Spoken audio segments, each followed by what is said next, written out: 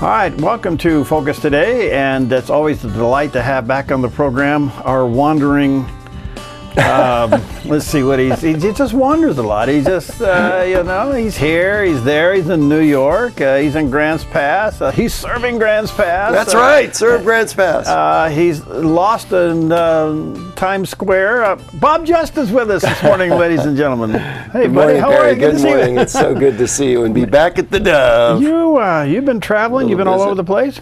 Yeah, 3 months in New York looking after my mother, and was really a wonderful experience, difficult, but she's making a transition, and she was in the hospital in April, and I went there for that, but it was really great to be. Did you get on the Hannity show again? No, I didn't. I did. I visited the Hannity show and took some friends, but I didn't do the show. I would let you know if I was going to do the show. I was going to say, we would have gotten the press release. You will be the first to hear. That's right.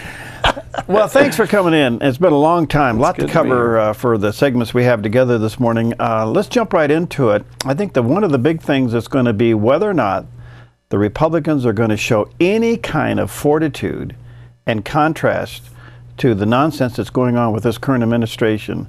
Has to be whether or not they're going to rise to the challenge to defund ObamaCare. And that debate's going on in the Senate. It's certainly going on in the House.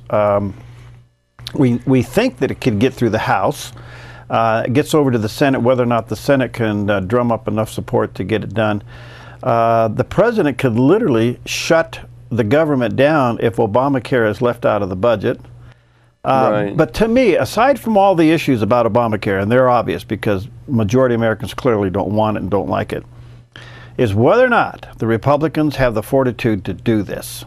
And at the moment, it appears to be shaky. What's your thoughts on it? Well, I agree that it is. I mean, I guess part of that question is what is the Republican Party up against? And they are, let's face it, Washington, D.C. is enemy territory, if I can put it that way. Washington, D.C. is a thriving city when the rest of the country is struggling, seriously struggling. Washington, D.C. is across-the-board secular liberal. Dominated by the culture, which the rest of the country is. The media does outrageous things, as you know, misreporting on the Zimmerman issue, for one thing. And so I think part of the reason conservatives in Washington and in the Congress can't summon up the fortitude to stand is that they know they're going to be attacked full bore in everything they do, not just by the Washington, D.C. media, but by the entire culture. And so it's intimidating. I think that's part of it. They still have to stand, but it's more than that, Bob. You have a country that does not want Obamacare. You have a country that you got the unions now against Obamacare. Isn't that amazing? You've got, I don't know of anybody that says thumbs up on Obamacare other than Obama. And you know what's interesting about this issue? And I don't say this to be disrespectful. It's just looking at the big picture. But everything that the president said about Obamacare has turned out to be a lie. There isn't one bit of truth of anything that he did in selling Obamacare that is true. You mean you can't keep your own insurance? You can't. That's just the beginning of the list. So the Republicans, who are now appearing to have no fortitude, lost their way, they can't seem to get anything done, they're not opposing the president on anything. The one issue that they got the general consensus of the United States behind them, of the citizens in the United States behind them, is Obamacare. Do you think they have the guts to defund it? Well, I think some of them do. I know you're asking the big question, and that is, does the party as a party have the guts to do it? And I'm afraid that I don't think they do. I think that you go to talk, when you talk about messaging, you hit a really important point. I heard you doing it just recently. In messaging, you've got to go to the heart, to the heart, to the head, through the heart, is the way you put it. And so the question, one of the questions that we'd have to talk about in terms of the Republican Party being able to stand up, they have to have the courage, but they also have to have the ability to stand up, is do they have the ability to message what they're doing enough so that they can match the bully pulpit of the presidency? Because Obama will have that pulpit and the media will support him. Well, I've seen some of the preliminary ads that are being developed. One is it shows a doctor saying how she's going to lose her patients because they can't afford her, or they're going to be transferred elsewhere. She may have to shut her practice down. And, you know, the basic argument of why Obamacare is going to hurt a physician. But it appears to me, if the Republicans cannot stand against, if the Republicans don't vote for defunding Obamacare, that they just forfeited 14 and they just forfeited 16. We need to see the battle. We need to see, win or lose, we need to see them stand and fight. I mean, I know I do. Yeah. I need to see conservatives, I need to see Republicans stand up and fight. They're saying that they don't, they're saying this, that if they take Obamacare funding out of the budget and send it on to the president then has two choices: sign that budget without Obamacare funding, or shut the government down. Which then they are afraid of the negative backlash on that by the government and all the services being shut down, because the president will use this as a political football. Do they have the guts to do that? I mean, that's what it comes down to. I'd love to know your answer. I mean, I know you've been talking about it. I hope they do. It doesn't appear that they got, it just doesn't appear. They may get it through the House, but it's going to be tough in the Senate. Now, there's some young guys coming out, the Rubios, the Cruzes, the Rand Pauls and others that are starting to create a coalition. I think they got 13 now saying yes, they'll stand against the president, or they'll stand with the House in defunding Obamacare. I don't know. To me, I watched the Rush Limbaugh 1-hour interview with Greta, and got a lot of controversy over it. And I'm listening to this, and I thought, you know what, Rush. Some will say, well, he's broken the 11th commandment that Ronald Reagan said, you know, don't speak ill of attack another. fellow Republicans. But, you know, actually, Reagan did that on several occasions himself. But here's the deal. He really blasted the Republicans for not having the guts, the fortitude, to stand up and say, if you don't create a contrast between what's being shoved down our throat, no matter what the consequences are politically, if you don't show a contrast, what good are you? Well, you know, to that point, Hannity played Ronald Reagan's famous 1975 speech about no pastel colors. You know, that he was calling the Republican Party to be bold in vivid colors and not, you know, dishwater weak. And Hannity, of course, repeats that quote often. He played the full quote on last night. I think it was last night. I believe that passionately. I think the average American is not paying close enough attention to be persuaded by minutia arguments. You know, they need to see something bold and big. They need to have the issue clearly defined. It drives me crazy, for example, every time the issue of immigration is brought up and the word illegal is dropped, or they're called undocumented workers, because the issue is the illegality. The issue, what will attract people to the debate is having the lines clearly drawn. You can then get into how you do it, but don't slide on the issue. The issue with Obamacare, it seems to me, is the loss of our freedom. We're talking about 1/6 of the American economy being controlled by the government, which addresses the larger issue, and that is, we've allowed the federal government now to be so powerful and so invasive in our lives, and I'm not just talking about, you know, our telephone calls, but I mean evasive in everything we do. It's like when you live your life these days, increasingly you have to say, oh, but what will the federal government think about this? And that's what has to be defined, because ultimately that's what Reagan stood against. Let me, you know, I think the Republicans are suffering, excuse me, the same thing that a lot of Christians are suffering from. We don't know how to stand in love at the same time. We don't know how to stand and oppose something while still loving those we oppose. We haven't figured out how to do that in such a way. The media still says, well, you know, if you're going to stand against me, then you hate me. I mean, we know that they're going to tag you with that. But in our hearts, We don't know how to stand against something and still love. We don't know how to do it. We don't know how to do that with the gay community. We don't know how to oppose homosexuality and gay marriages and still love those people because they're broken children that need the love of God. We don't know how to do that. And so now it's showing up across the board. How do we stand against this administration, their policies and their ideology, because we're afraid of, I think they're being afraid of being tagged as hate people or bigoted or something like that. There's another issue here on the table. I'm not sure what it is. I'm shaking my head. I'm going, John Boehner, Speaker Boehner, why aren't you tying these policies in knots by throwing every bill you can at this administration and forcing them to say no on some of these things instead of just rolling with it? Yeah. I don't get this. Well, I think, I mean, I hate to say it, but I think they care too much what they're going to look like in the Washington Post the next morning or in the New York Times. I mean, I think, you know, it's hard for us, you'd have a better sense of this than I would, but I think it's hard for the average American to understand how embattled conservatives are in Washington, D.C. I just came back from 3 months from New York City, surrounded by socialist liberals for 3 months, including my mother. Yeah.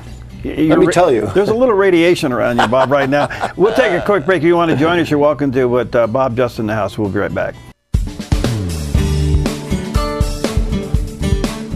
Okay, Bob Just is with us, and we're just kind of jawing this morning on some of the things that are concerning us. And by the way, if you want to join the conversation, you can give us a call. We can put you in the conversation. And Bob, let me ask you this: a couple questions come up because we can probably spend too much time on one thing. The president has recently said that these scandals in Washington are phony scandals. Now, you're talking about Benghazi, IRS, Fast and Furious, the NSA, and the list goes on and on. Phony scandals. They even had the nerve, yesterday I think it was, they had the nerve to actually name the IRS scandal. And we're talking specifically about investigating conservative groups, Tea Party groups, etc., and the Benghazi scandal. They actually named the Benghazi scandal as phony. As phony. That is brazen. The word brazen is the word to apply. That is in your face, stone cold lying. Because there's no way you can call the Benghazi scandal phony. You can call it you know, not the scandal that conservatives say it is. It is horrendous. We lost 4 people. We don't really know what happened. We still don't know what happened. There are people being told not to step forward and tell the truth. To call it phony is let's go to the IRS scandal, which in terms of the information we know is even more egregious to call it a phony scandal. You have, you know, well over 100 groups that were investigated by the IRS. There's no question that this is a scandal. Well, and now we're finding out that those meetings went all the way to the White House, all the way to the Oval Office. So that's yet to come out. You got Benghazi, you got the NSA thing, and then in the meantime, you've got NBC and CNN creating miniseries for Hillary Clinton. You heard about that, huh? Yeah. And I'm thinking, okay, they can do what they want to do. That's fine. But is this too soon? Are they trying to run these miniseries so that it preempts the scandals? You know, that I'm glad you raised that issue. I'd forgotten that is, when you stop and think about it, it is stunning that NBC would do that, to ramp up for the 2016 election. And I'd love to get into that with you, whether you think that Hillary Clinton, because I hear more and more people saying no one can beat Hillary Clinton. And the fact that NBC would weigh in, and by the way, I don't know if you heard, but the story will not cover the 90s. Yeah. They're going to cover Hillary Clinton as Secretary of State and the Obama era and, you know, whatever else, you know, leading up to Obama, obviously. Post 9/11, I think, is probably what they're focused on. Because she took a fairly prominent role as a New York senator, and, you know, many people complimented her for standing her ground. Of course, she, I think, was preparing for the 2008 run. But when you think of the scandals of 2008 and now how the Weiner scandal in New York City is compromising the Clintons, because Weiner and his wife are comparing themselves to Bill and Hillary Clinton in terms of standing by your man and all of that. And that NBC would step forward and try to gloss this over, which is what they're going to do. They're going to glorify Hillary Clinton. It's hard to even put it to words. We have a media that has absolutely taken sides in the political arena. Absolutely, bold-faced taken sides. And we'll see what that NBC documentary is about. But they're weighing into the 2016 election. Well, and see, what is our response to that? Well, what do we have? We have the new media. Yeah, and it is powerful. There are large audiences there. I mean, you take the internet and cable news, what it is, it's still a very powerful impact in the culture. But I can't see anybody else other than Hillary Clinton being the nominee. But I have no idea what's going to happen on the conservative side and who that could possibly be. I mean, the one person that everybody had their eye on, Marco Rubio, has he hurt himself with this immigration deal? I think he has, yeah. I mean, granted, 2016 is a long way off, and he can do a lot of good and stand his ground in many issues, and maybe even rebuke the immigration bill that's coming forward, you know, when compromises are made, if that happens. I mean, I'm hoping the House will shut it down. But I think it goes back to your question, which I do think is the heart of the question. Courage is often called the essential virtue because without courage, the other virtues don't, you can't implement the other virtues. Right. And the question does come down to courage. Are we willing to stand up and stand our ground, and knowing that we're going to be defamed? I mean, by the way, I saw your message on June 30th. I went on the website at First Naz. I have to tell people, I'm sorry, Perry, though, embarrass you, but people need to go June 30th, First Nazarene Church, Perry Atkinson, Google it. I'm sure you'll find it that way. Because you lay it down with those quotes of our founding fathers going through, you know, political and social dignitaries into the 20th century, where we stand and why we have to stand our ground and be bold. This is a time for boldness. So this goes back quickly to the candidate issue with Hillary Clinton. You know how I feel about Jezebel election. We have a contempt in this country for God's order of the family. A contempt for God's design of the family. That contempt translates to the political arena. Mm-hmm. Increasingly, you see the gender issue become a central part of the debate about whether a candidate can make it or not. Can they get the women's vote? Can they get the, you know, of course, the minorities too. We have to have a candidate that's going to be willing to stand up to Hillary Clinton, who's going to be a pure Jezebel candidate. It is going to be, this is our time. It's historic time for women to lead, and of course they mean leftist women. They don't mean, you know, they don't mean Sarah Palin. They mean leftist women. I wouldn't even be surprised if she chooses a woman vice president. In other words, it's going to be all bets off. This is a historic moment. Men have messed up this world. And by the way, that's not just me talking. That message is talked about often, especially in the context of war. My mother says that all the time, by the way. You know, men are the problem. So we're going to need a candidate, whether male or female, and I'd love to hear your thoughts about Sarah Palin coming back. We're going to need a candidate that can stand up to Hillary Clinton and call a spade, deal with her socialism, deal with her leftism, deal with the spirit of Hillary Clinton and what it represents, deal with the scandals, just really nail her. Yeah. Do we have a person who's going to be bold enough to do that? Because one final point, our four founding fathers, the famous lines, lives, fortunes, and sacred honor, when they signed the Declaration of Independence.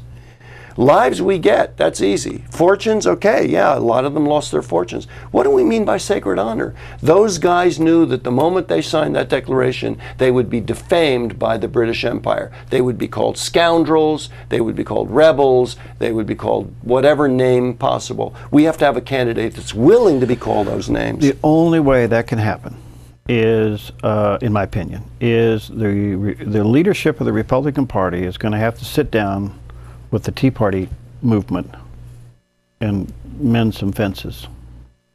Oh, yeah, right. Because the battle in the Republican Party of the conservatives against the establishment is going to disable the Republican Party from winning anything. I don't care who the candidate is. And we saw that with Romney. And so somehow the leadership is going to have to sit down and say, all right, wait a minute, at the end of the day, and they're going to have to say, what is it that we believe in? What is our platform? And are we going to defend that platform, or are we going to make exceptions to every plank in that platform because we want that person in our party? And until that happens, I think you're in big trouble, because we're seeing it in the state, we're seeing it in the national level, and it's going to take really good leadership to sit down and say, all right, let's bring all this together. We have got to come back together. We have got to figure out a way to get along. And the old boys and the old gals are going to have to say it's time for the new ones, and let them in and deal with it. Otherwise, kiss it off. You know, because a house divided against itself cannot stand. And right now, the Republican Party is divided. And I'll take the connected to the Tea Party issue, and of course, we were talking off the air about the Christie thing, yeah. Rand Paul and Governor Christie. What is the primary message of the Tea Party? It drives me nuts that these people are positioned by the liberal media as fringe. The primary message of the Tea Party is we have a government that is out of control, a federal government that is out of control, both in its spending and its regulating. In other words, generally speaking, it's continually expanding its power, contrary to the Constitution. All right, that's the primary message. The other big issue in the 2016 election is going to be the social issues. Yeah. Do we have the courage to talk about gays in the military and try to push back on that? Do we have the courage to say, what are we doing putting our women in combat? How are we going to prevent our daughters from being drafted if we allow women in combat? But you got the Tea Party and you got the establishment, and they're not together, and these are the issues that divide them. My message to the Tea Party is real simple. You have got to figure out how to put love in your message. Yes. You're coming off too hard, you're coming off too mean, you're coming off too angry. Mm-hmm. Okay? And my message to the establishment is get back to your roots, get back to what your platform says, which is a God-based platform. Get back there, and you can bring these two together. But outside of that, we got problems. So yeah. Let me take a call here, and then we have to take a quick break. And Rich, thanks for waiting. What's up? Oh, is that me on? That's you on. Okay, thank you. You know, in the movie Mr. Smith Goes to Washington, you know, the little scouts that printed out the little papers, I think a good way to counter the major media is to have the scouts or the churches or the bloggers to start printing up a one-page to a four-page letter stating exactly what you're talking about, and handing them out to people, and hopefully they'll start waking up to the fact. Well, I understand your concept, but let me catapult you into the digital age. Print just isn't going anywhere. You got to figure out how to do this through social media. Well, okay, so it can be done through the computer, through the blogger. Right. But somehow that needs to get going. Yeah, good stuff. Thanks, Rich. Okay. Let me take a quick break. Bob just with us, and we're just kind of pushing each other around a little bit this morning because I want to touch these high points with you, just to kind of get a feel for it, because hey, here comes September, you know, and you're going to start hearing all these candidates begin to announce whether or not they're going to push Obamacare back. Who knows? It's coming fast. It's coming at us fast. All right. Yeah. And then we have a lot of Christians that just as soon not listen to this stuff at all. Yeah. And boy, I hear from them too. And I respect that. You know, so I don't. It seems like we're so divided we can't get together. So we got to figure out how to pull this thing back together. We'll be right back.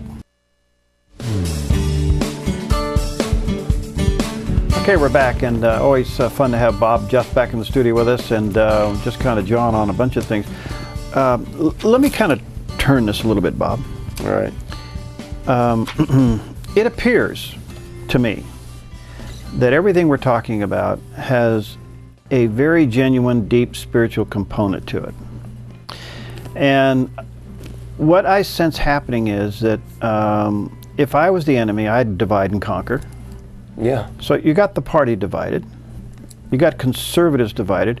Even in the Tea Party movement, there's a division, because There are those who are true constitutionalists or want to shrink government down, and then there are those who are just flat angry at everything, and they saw the Tea Party as a place to rally to. So it's divided. Now move it into the church. The church is divided over doctrinal issues, the interpretation of Christians being involved in the culture and trying to change it. You ought to read some of my emails. It's amazing. And the list goes on and on. I'm thinking, okay, we have a battle. Scripture says, "I wrestle not against flesh and blood, but against powers and principalities." And so we know now that there's this spiritual war going on.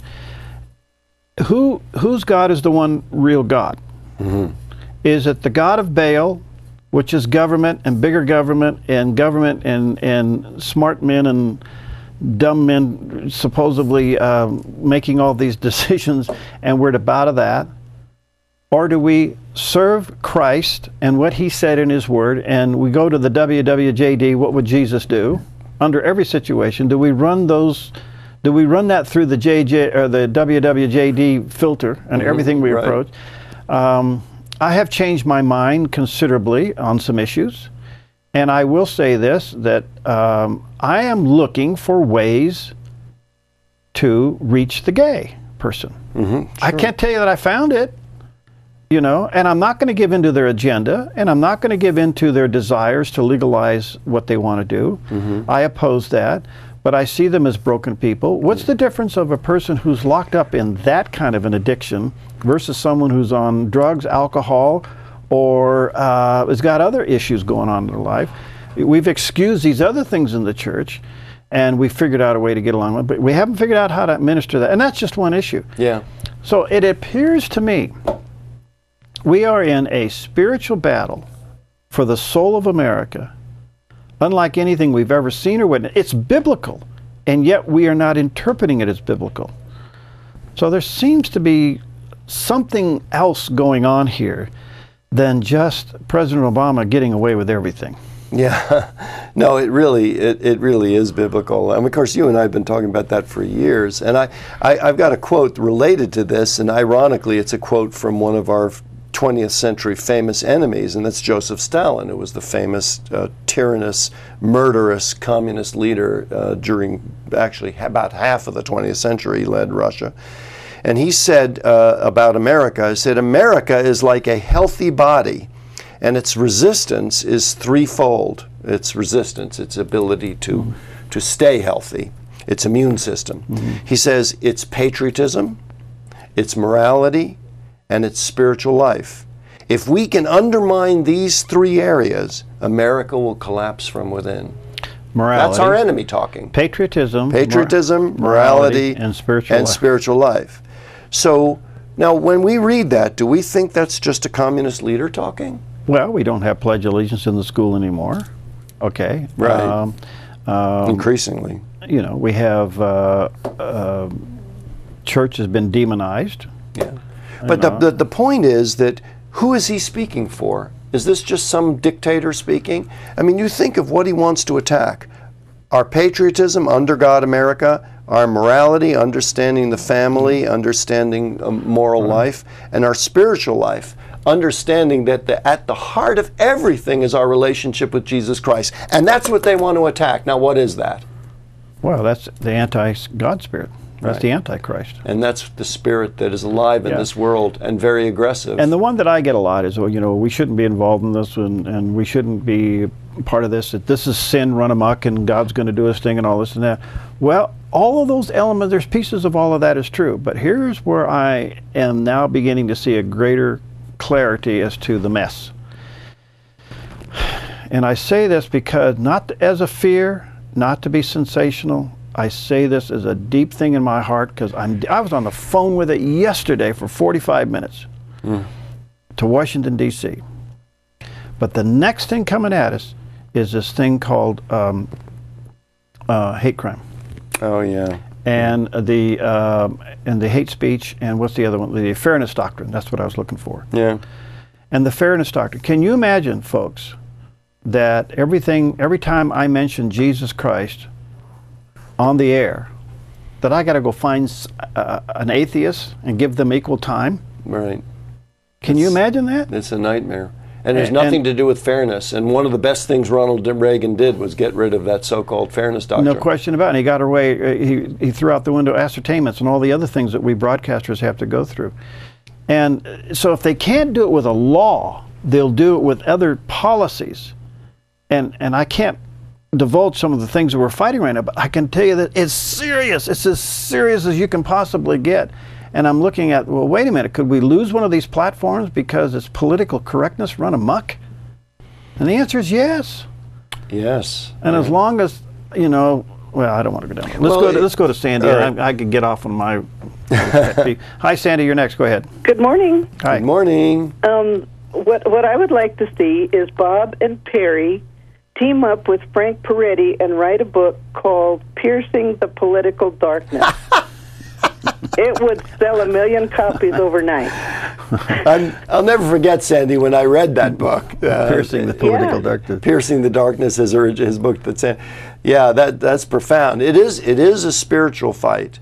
And Perry made that wonderful biblical reference that we wage not against flesh and blood, but against powers and principalities. That's what we always have to remember, is that our opponents are not our enemy. Our enemy is the liar who lied to them lies they believed and are putting into action. And that's what's going on now. It is a spiritual fight. It is biblical, as Perry said, what's going on. Thanks, Sandy. Okay. Thanks, Sandy. We'll give it some thought. Yeah. I'm not doing anything between midnight and 4. What are you doing, Bob? We can get together and write a book. Right. Or add that to our schedule. Yeah. But, all right, it appears to me that it is spiritual. And the encroachments are coming at it. We saw a little bit of a trial balloon. It's still out there when the government went against the Catholic Church on the HHS. Right. That one's still kind of floating out there. But that was a trial balloon. Let's see if we can get into religion like that. And if the fairness doctrine comes out, it could go to every pulpit in America. Every pulpit in America. Right. We got Christian pastors in Canada, just north of us here. I was just going to ask you about that. Okay, going to jail for preaching what the Bible says about certain lifestyles and all of that stuff. Now, how do we preach the gospel and love at the same time when the gospel divides people? And the irony is... how do we do that? That division is talked about. I mean, in other words, it's part of what the Bible does. Yeah. We're rewriting the Bible and calling it cultural relevance. And I'm reading some articles now about the younger generation, better known as the millennials. Yes. They're gravitating to more of the ecumenical churches, primarily because A, their structure, and B, they get it straight. They're not interested in being handed a latte to come into a rock concert and to hear a preacher dressed in cool whatever and get up there and tell them that what they want to hear to feel good. They're actually interested in strong doctrine. They want it. They want the truth. Just tell me the truth. Yeah, just tell me the truth. Just tell me the truth, and I'll live it out from there. And that's really the start and end point of what we've got to do. Well, Bob, you're a cool dude. It's good to be back, and I'm glad you were wearing blue this morning. Yes, I know you got that on too. Well, let's stay in touch. There's a lot to cover as the days get closer. Really, it's going to heat up quickly, as you said. Welcome home. Thank you very much. All right, we'll be right back.